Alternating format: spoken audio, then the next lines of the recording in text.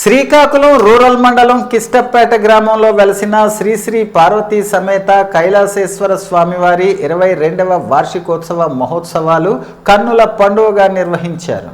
ఈ వార్షికోత్సవంలో భాగంగా సోమవారం కళ్యాణ మహోత్సవం అంగరంగ వైభవంగా నిర్వహించారు. ఆలయ వ్యవస్థాపకులు ధర్మకర్త గొండు జగన్నాథరావు దంపతుల ఆధ్వర్యంలో ఈ ప్రత్యేక కార్యక్రమాలు జరిగాయి. 23వ తేదీ నుంచి 26వ తేదీ వరకు ఈ ఉత్సవాలు జరుగుతాయని ఆలయ ప్రధాన అర్చకులు రంప జగదీశ్వర శర్మ తెలిపారు. ఈ కళ్యాణ మహోత్సవంలో శ్రీకాకుళం నియోజకవర్గ శాసనసభ్యులు గొండు శంకర్, స్వాతి శంకర్ దంపతులు, డాక్టర్ గంగాధర్ హరిత దంపతులు పాల్గొన్నారు.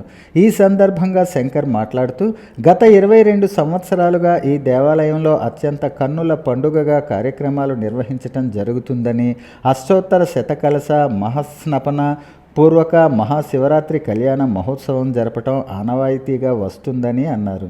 స్వామివారికి పుష్పాభిషేకం, మహారుద్రాభిషేకం, పంచామృత అభిషేకాలు, ప్రత్యేక పూజలు, వేద పండితుల మంత్రోచ్చారణల నడుమ శాస్త్రయుతంగా ఈ కార్యక్రమాన్ని నిర్వహించటం ఎంతో అదృష్టమని అన్నారు. ఈ కళ్యాణ మహోత్సవంలో అధిక సంఖ్యలో భక్తులు పాల్గొని స్వామివారి కరుణా కటాక్షాన్ని పొందారు.